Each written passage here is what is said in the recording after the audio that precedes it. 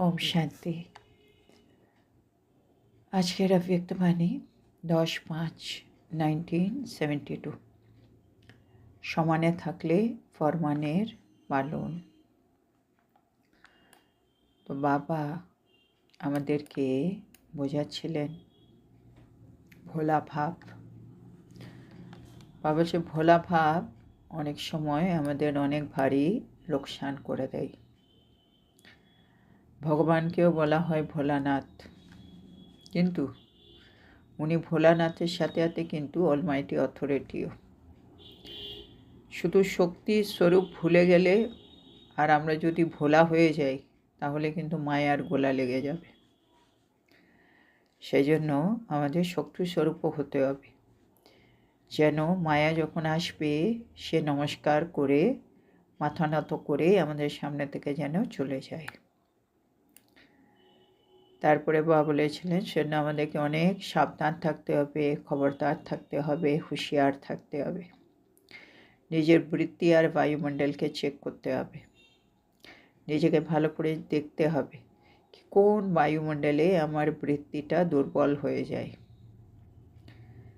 কেননা যেমনই বায়ুমণ্ডল হোক, বা বলছেন আমাদের বৃত্তি এত শক্তিশালী হতে হবে যে আমরা বায়ুমণ্ডলে পরিবর্তন যেন আনতে পারি।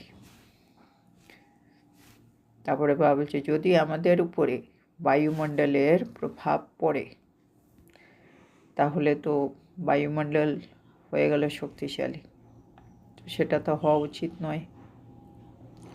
তো বায়ুমণ্ডল যেমনই বিকারী হোক না কেন আমাকে নিজের বৃত্তি নির্বিকারী রাখতেই হবে। তো বাবা বলছেন এটাই হলো পুরুষার্থ। তারপরে বাবা বলছেন जब कहती हो हम पतित पावनिया है, पतितों को पावन बनाने वाली है, जब आत्माओं को पावन बना सकती हो तो क्या वायुमंडल को पतित से पावन नहीं बना सकती। বাবার কত সুন্দর প্রশ্ন আমাদেরকে। বাবা বলছেন আমরা হলাম পতিত পাবনী, আর তার মানে আমরা পতিত আত্মাদেরকে পাবন বানাই। তো বাবা জিজ্ঞেস করছেন যদি তোমরা আত্মাকে পবিত্র বানাতে পারো তাহলে এই বায়ুমণ্ডল যে পতিত তাকে পাবন বানাতে পারবে না? মানে আত্মা থেকে বায়ুমণ্ডলকে বানানো সেটা তো মনে হয় অনেক ইজি, কেন আত্মা অনেক সময় ওটা নাও করতে পারে, কিন্তু বায়ুমণ্ডল তো করেই ফেলবে। তো বায়ুমণ্ডলকে চেঞ্জ করা আমাদের পক্ষে ইজি হওয়া উচিত। তো বাবা বলছেন पावन बनाने वाले वायुमंडल के वशीभूत नहीं होते हैं। যে আত্মা অন্যদেরকে পাবন বানাচ্ছে সে কখনো বায়ুমণ্ডলের বশীভূত হতে পারে না। लेकिन वायुमंडल वृत्ति के ऊपर प्रभाव डाल देता है, ये है कमजोरी। কিন্তু দেখা যায় মানে পবিত্র আত্মার উপরে বায়ুমণ্ডল কখনো প্রভাব ফেলতে পারে না, তাহলে পবিত্র আত্মা কখনো বায়ুমণ্ডলে বশীভূত হবে না। কিন্তু দেখা যায় বায়ুমণ্ডল আমাদের বৃত্তির উপরে প্রভাব ফেলে, আর বাবা বলছে এটা হলো আমাদের দুর্বলতা। हर एक को ऐसा समझना चाहिए कि मुझे स्वयं अपनी पावरफुल वृत्ति से जो भी अपवित्र व कमज़ोरी का वायुमंडल है उसको मिटाना है। বাবা বলছে আমাদের প্রত্যেককেই এটা মনে করতে হবে যে আমাকে নিজেকে পাওয়ারফুল বানাতে হবে, আর তারপর পাওয়ারফুল বৃত্তি দিয়ে আমাকে অপবিত্র বা কমজোর মানে দুর্বল বায়ুমণ্ডল যেটা আছে সেটাকে আমাকে মিটিয়ে ফেলতে হবে। তার মানে দুর্বল বায়ুমণ্ডলকে আমাকে শক্তিশালী বায়ুমণ্ডল বানাতে হবে। तुम मिटाने वाले हो न कि वश होने वाले। বলছে তোমরা হচ্ছে সেই জিনিসটাকে মিটিয়ে ফেলবে, কিন্তু তোমরা, বা বলছে, তার বশ হবে না। তার মানে আমরা হলাম নিজের পাওয়ারফুল বৃত্তি দিয়ে আমরা মানে বায়ুমণ্ডলকে শক্তিশালী বানাবার আত্মা। আমরা বায়ুমণ্ডলের কখনো বশ হব না। कोई पतित वायुमंडल का वर्णन भी नहीं करना चाहिए। মানে আমাদের মুখ থেকে কখনো কোনো পতিত বায়ুমণ্ডলের বর্ণনা সেটাও যেন না করা হয়। কেন অনেক সময় আমরা কোনো একটা জায়গায় গেছি, সে জায়গাটা আমরা ভালো লাগেনি, হ্যাঁ, মানে পতিত বায়ুমণ্ডল, তো এটার আমরা এসে আলোচনা করি। আমরা ওখানে গিয়েছিলাম, বাপরে বাপ, এরকম একটা এই স্থান, এই ছিল এগুলো ভাবছি, এগুলো করা উচিত না। কারণ আমরা যখন কোনো জিনিসের বর্ণনা করছি, তার মানে ওই জিনিসটা এখনও আমার মনের মধ্যে ঘোরাঘুরি করছে। আমি হয়তো ওখানে গেছিলাম, দেখেছি, ঠিক আছে, কিন্তু যা হয়েছে ওখানেই ফুল স্টপ লাগিয়ে চলে আসার পরে আর যেন আমরা কাউকে না বলি। তো বাবা বলেছেন ওইটা। তারপরে বাবা বলছে, वर्णन किया तो जैसे कहावत है ना, पाप को देखने वाले पर भी पाप होता है। বাবা বলছে যদি আমরা বর্ণনা করি তাহলে আমরা কি হয়ে যাব। বাবা বলছে ওই যে কথিত আছে না, পাপকে যে দেখে তারও কিন্তু পাপ হয়। একটা হচ্ছে আমি নিজে পাপ করছি, আর একটা হচ্ছে অন্যরা পাপ করছে, আমি সেটা দেখছি। তো বাবা বলছে এই যে দেখছো তাতেও কিন্তু পাপ হচ্ছে। তো এটাও তাই হয়ে গেল। আমাদের ছিল বায়ুমণ্ডল খারাপ, সেখানে যাওয়ার পাঠ ছিল, গেলাম, কিন্তু ঠিক ছিল না, ওখানেই যা করা করে ফুল স্টপ দিয়ে চলে আসে। কিন্তু এসে যদি আমি বলি তাহলে ও যেমন পাপ নিজে করেনি কিন্তু দেখে বলে পাপ হয়, আমিও বায়ুমণ্ডলের বর্ণনা করছি, এটা আমার একটা পাপ কাজ হচ্ছে। अगर कोई भी कमज़ोर या पतित वायुमंडल का वर्णन भी करते हो तो ये भी पाप है। তো বাবা আরেকটু আমাদেরকে ক্লিয়ারলি বুঝলে দিচ্ছেন, যদি আমরা কোনো দুর্বল বা পতিত বায়ুমণ্ডলের বর্ণনা করতে থাকি তাহলেও কিন্তু এটা পাপ কাজ হচ্ছে। তাহলে বাবা আমাদেরকে কত সূক্ষ্ম সূক্ষ্ম কর্মের গৃহগতি বোঝাচ্ছেন। আমরা কখনো ভাবতে পারি, কখনো কোনো পতিত বায়ুমণ্ডলের বর্ণনা করলে ওটা আমাদের পাপের খাতায় ঢুকছে, হ্যাঁ না? আমরা খবরে, আমরা নিউজে কত কি দেখি, আর সেগুলো আমরা কত আলোচনা করি, যেগুলো এখন একটুখানি ভাবতে হবে। क्योंकि কেন তখন এগুলো করলে পাপ হচ্ছে? क्योंकि उस समय बाप को भूल जाते हैं। তো ওই সময় আমরা বাবাকে ভুলে যাই, আর বাবাকে ভুলে যাচ্ছি বলে আমি পতিত বায়ুমণ্ডলের সম্বন্ধে আলোচনা করছি, বর্ণনা করছি। जहाँ बाप भूल जाता है वहाँ पाप जरूर होता है। বাবা বলছে যেইখানে আমি বাবাকে ভুলে যাব সেইখানেই পাপ তো হবেই হবে। তার মানে আইদার পাপ থাকবে বা পাপ থাকবে। বাবা থাকলে পাপ হবে না, আর যদি বাবা না থাকে পাপই পাপ হবে, মানে প্রতিটা কর্ম বিকর্মের খাতায় যাবে।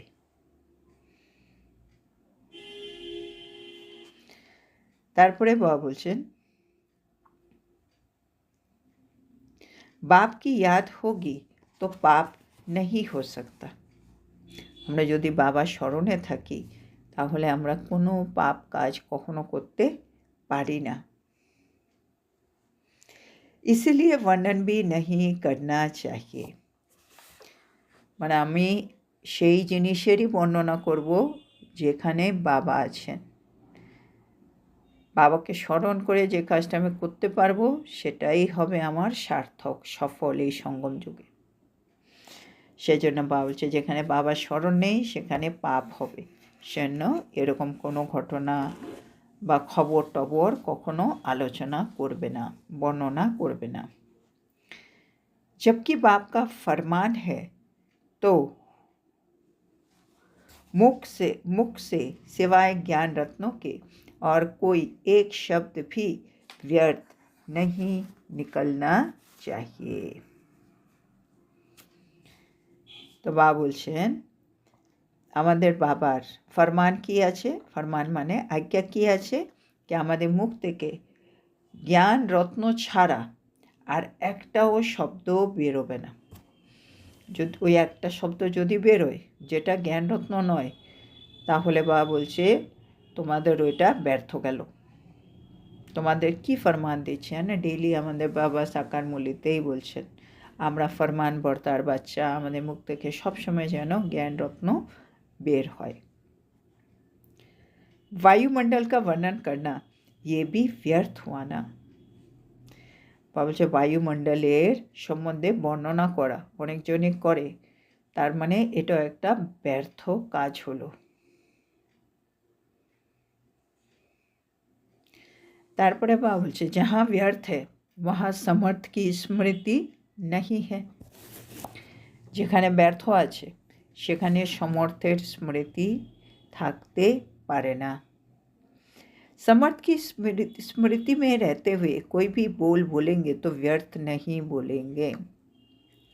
আমি আত্মা যদি সমর্থ স্থিতির স্মৃতিতে থাকি তাহলে আমার মুখ থেকে কখনো ব্যর্থ কথা বেরোবে না। তারপরে বাবা বলছেন জ্ঞান রত্ন ही बोलेंगे, তো শুধু আমরা জ্ঞান রত্নই বলবো। তো বৃত্তি কো बोल को भी চেক করো, তাহলে আমাদের মুখ থেকে কী শব্দ বেরোচ্ছে, আমার वृत्तिते কীরকম ভাবনা চিন্তা আছে সেগুলো একবার চেক করো। कई ऐसे समझते हैं कि कर्म तो कर लिया, पश्चाताप भी कर लिया, माफ़ी मांग ली, छुट्टी हो गई।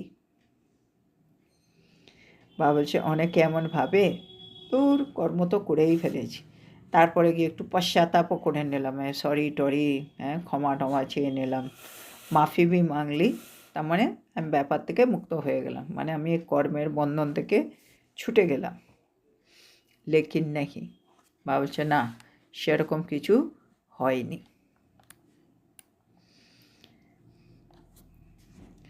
कितना भी कोई माफ़ी ले लेवे, लेकिन जो कोई पाप कर्म वह व्यर्थ कर्म भी हुआ है उसका निशान मिटता नहीं। बाबा एग्जाम्पल दिए বলছে বলনা जो करेगा सो पाएगा, যে করবে সে পাবে। সে আমি করে তারপরে ক্ষমা যাচনা করেছি, পশ্চাতাপ করেছি, অনেক কিছু করলেও কর্ম করে ফেলেছে, ওর একটা ফল তোমাকে ভোগ করতেই হবে। আর সেটার জন্যই বাবা এক্সাম্পল দিয়ে সুন্দর করে বোঝাচ্ছেন কি ধরো কেউ যতই মানে বাবার কাছ থেকে ও ক্ষমা চেয়ে নিক, কিন্তু ও যেটা পাপ কর্ম করেছে বা ব্যর্থ কর্ম করেছে ওর নিশান, হ্যাঁ না, সেটা তো কিন্তু মিটবে না, সেটা কোথায় যাবে? ওর যে দাগ পড়ে গেছে, মানে একটা বিকর্ম করে যে দাগ পড়ে গেছে, দাগটা তো আর মুছবে না, নিশান পড়ে যাতা হ্যাঁ, সে ওর মধ্যে নিশান পড়ে যাবে কি হ্যাঁ একটা সময় এখানে কিছু হয়েছিল। রেজিস্টার সাফ স্বচ্ছ नहीं होता है। আমরা যদি এরকম বারে বারে ভুল করতে থাকি, ব্যর্থ কর্ম করি, পাপ কর্ম করি, তবে বলছে আমাদের রেজিস্টার কিন্তু পরিষ্কার থাকবে না। इसलिए ऐसे भी नहीं कहना कि हो गया, माफ़ी ले ली। इस रीति रस्म को भी नहीं अपनाना। তো বাবা বলছে এখন আমাদের কী করতে হবে, এরকম একটা নীতি আমরা যেন আর গ্রহণ না করি। হ্যাঁ, ভুলও করে নেব, তারপরে ক্ষমাও চেয়ে নেব, যেটা এখনকার কলিযুগের একটা ট্রেন্ড হয়ে আছে। ধাক্কা ধাক্কি দিয়ে গেল, ও সরি সরি সরি সরি বলে চলে গেল, হয়ে গেল, মানে একটা ভুল টুল করলাম, সাথে সাথে সরি বললাম, মিটে গেল, চললাম। তো বাবা বলছে এরকম রীতি আমাদের যেন না হয়। अपना कर्तव्य है, संकल्प में, वृत्ति में, स्मृति में भी कोई पाप का संकल्प न आए। তো আমাদের কর্তব্য হচ্ছে কি আমাদের সংকল্পে, আমাদের বৃত্তিতে, আমাদের স্মৃতিতে কোনো ধরনের যেন পাপ সংকল্প না আসে। इसको ही कहा जाता है ব্রাহ্মণ অর্থাৎ পবিত্র। আর এরকম আত্মাকেই বলা হয় ও হচ্ছে প্রকৃত ব্রাহ্মণ বা ওই হচ্ছে পবিত্র आत्मा। अगर कोई भी अपवित्रता वृत्ति, स्मृति व संकल्प में है तो ब्राह्मणपन की स्थिति में स्थित नहीं हो सकते हो, सिर्फ कहलाने मात्र हो। বলছে যদি আমাদের বৃত্তিতে যদি অপবিত্রতা থাকে, আমাদের স্মৃতিতে যদি অপবিত্রতা থাকে, সংকল্পে যদি অপবিত্রতা থাকে, তাহলে আমরা ব্রাহ্মণ হয়েছি শুধু বলবার জন্য, হ্যাঁ না, মুখে হ্যাঁ ও বিকে ও ব্রাহ্মণ, কিন্তু আসলে কিন্তু আমি এখনও ব্রাহ্মণ হইনি। কেন ব্রাহ্মণ माने बाबा बोले पवित्र। तो ब्राह्मणपन की स्थिति में स्थित हो नहीं सकते, सिर्फ कहलाने मात्र हो। इसीलिए এখন কি করতে হবে, कदम कदम पर सावधान रहो। সেটা এখন আমাদের হচ্ছে প্রতিটা পদক্ষেপে আমাদেরকে একটু সাবধান থাকতে হবে। खुशी के साथ साथ शक्तियों को भी साथ रखो। खाली खुशी থাকলে হবে না, খুশির সাথে সাথে শক্তিকেও সাথে রাখতে হবে। विशेषताओं के साथ अगर कमज़ोरी भी हो तो एक कमज़ोरी अनेक विशेषताओं को समाप्त कर देगी। এটা একটা বাবার খুব সুন্দর শিক্ষা আজকে।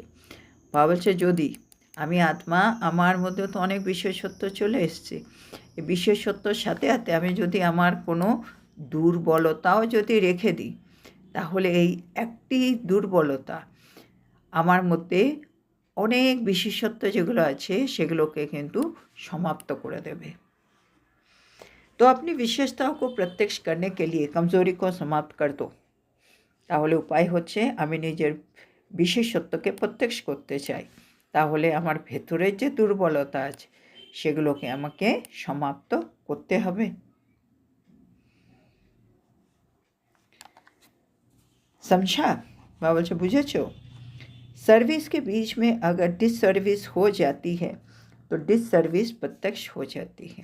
है ना, আমি সেবা করতে করতে যদি কোনো ডিসসার্ভিস হয়ে যায় তাহলে আমার সেই ডিসসার্ভিসটা তো প্রত্যক্ষ হয়ে গেল। कितना भी अमृत हो लेकिन विष की एक बूंद भी पड़ने से सारा अमृत विष बन जाता है। है ना, কতটা সত্যি কথা বাবা বলছে। মানে কারো কাছে অনেক অমৃত আছে, কিন্তু তার মধ্যে যদি বিষের এক ফোঁটাও যদি পড়ে যায়, পুরো অমৃতটা চেঞ্জ হয়ে বিষ হয়ে যাবে। कितनी भी सर्विस करो लेकिन एक छोटी सी डिससर्विस का कारण बन जाती है, सर्विस को समाप्त कर देती है। তো বাবা বলছে আমরা যতই সেবা করি না কেন, কিন্তু যদি আমি ছোট্ট ছোট্ট ডিসসার্ভিস করতে থাকি, আমার কিন্তু সেবা শেষ হয়ে যাচ্ছে। इसलिए बहुत अटेंशन रखो अपने ऊपर और अपनी सर्विस के ऊपर। তো বাবা বলছে আমাদের এখন অনেক অনেক অ্যাটেনশন রাখতে হবে নিজের উপরে আর আমার নিজের কর্তব্যের উপরে।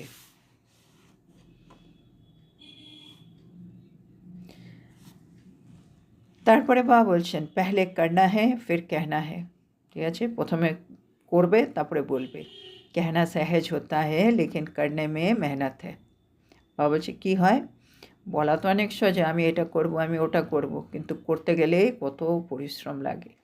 तो मेहनत का फल अच्छा होता है, सिर्फ कहने का फल अच्छा नहीं होता है। তো বাবা বলছে পরিশ্রমের ফল কিন্তু খুব ভালো হয়, কিন্তু শুধু আমি খালি বলছি, এই বলার কোনো ফল পাওয়া যায় না ভালো। अपनी क्वालिटी को देखो। বাবা বলছে নিজের কোয়ালিটিটাকে একটু দেখো। समझा? समझा? वृत्ति और वायुमंडल को पावरफुल बनाओ। তাহলে বুঝেছো, বৃত্তি আর বায়ুমণ্ডলকে এখন একটু পাওয়ারফুল বানিয়ে ফেলো। आप ब्राह्मणों का जन्म ही है बनने और बनाने के लिए, सिर्फ बनने के लिए नहीं है। ভাবছে ব্রাহ্মণ কেন হয়েছ? ব্রাহ্মণ জন্ম মানেই নিজে তৈরি হবে, এবার অন্যদেরকেও তৈরি করা হবে।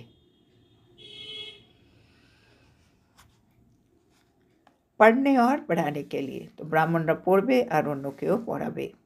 विश्व कल्याणकारी होना, तो আমরা হচ্ছে विश्व कल्याणकारी आत्मा। जैसे बाप कल्याणकारी है, साथ साथ आप भी मददगार हो। बाबा तो कल्याणकारी बाबा, किंतु আমরাও তো বাবার হচ্ছি मददगार।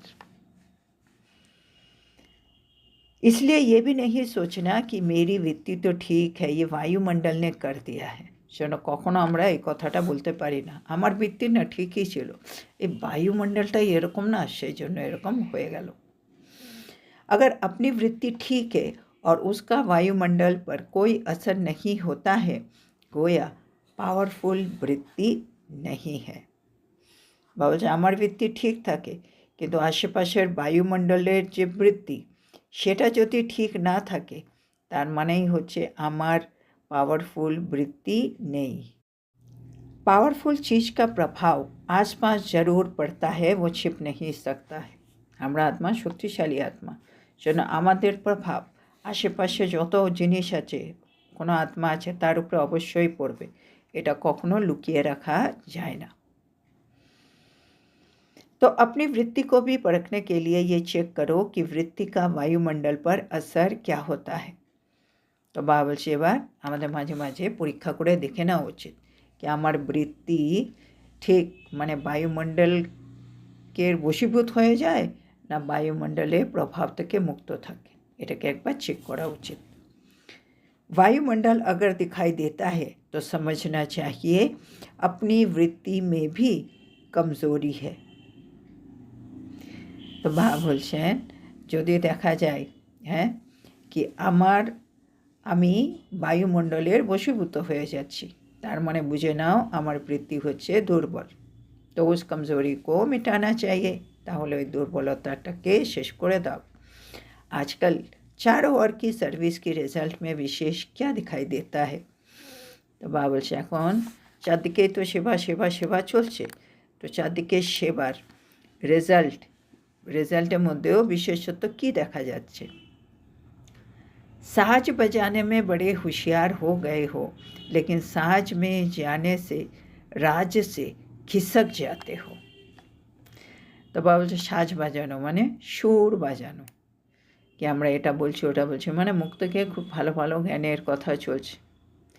তো বাবা বলছে সাজ বাজিয়ে মানে মুখ বাজিয়ে মুখে দিয়ে নানা রকম জ্ঞানের পয়েন্ট বলে আমরা নিজেকে খুব চালাক ভাবতে লেগেছি, কিন্তু এই সুর বা সাজের মধ্যে চলে গেলে আমরা কিন্তু এর ভেতরে মানে বাবা যে জ্ঞান দিচ্ছে তার ভেতর যে অনেক রহস্য লুকিয়ে আছে, আর এই রহস্যের ভিত্তিতে আমরা রাজত্ব পাব, সবগুলো কিন্তু এবার পিছনে চলে যাবে।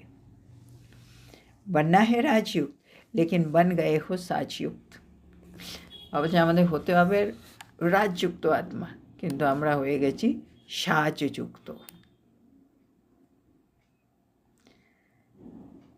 साज और राज दोनों ही साथ साथ समान होना चाहिए। বাবা বলছে সাজ আর রাজ দুটোই কিন্তু আমাদের মধ্যে সমান হওয়া উচিত। अगर एक बात में ज़्यादा फोर्स है और दूसरी बात गुप्त है तो रिजल्ट भी गुप्त रह जाती है। যদি আমাদের কথার মধ্যে অনেক ফোর্স থাকে তাহলে দেখা যায় অন্য সব যে কথা সেগুলো যদি আবার গুপ্ত থেকে যায় তাহলে ওভারঅল দেখা যাবে যে রেজাল্ট হবে সেটা কিন্তু গুপ্ত হবে। साज बजाने में तो सभी बहुत होशियार हो गए हो, लेकिन राजयुक्त भी बनना है। তো সাজ বাজাতে আমরা সবাই অনেক অভ্যস্ত হয়ে গেছি, কিন্তু এখন আমাদের রাজযুক্ত হতে হবে। তো अब राजयुक्त बनो, योगयुक्त बनो। अच्छा, तो এখন রাজযুক্ত হও আর যোগযুক্ত হও। ऐसे राजयुक्त योगयुक्त युक्तियुक्त चलने वालों को नमस्ते। तो এমন রাজযুক্ত যোগযুক্ত আর যুক্তিযুক্ত হয়ে যারা চলছে তাদেরকে নমস্কার জানানো হচ্ছে।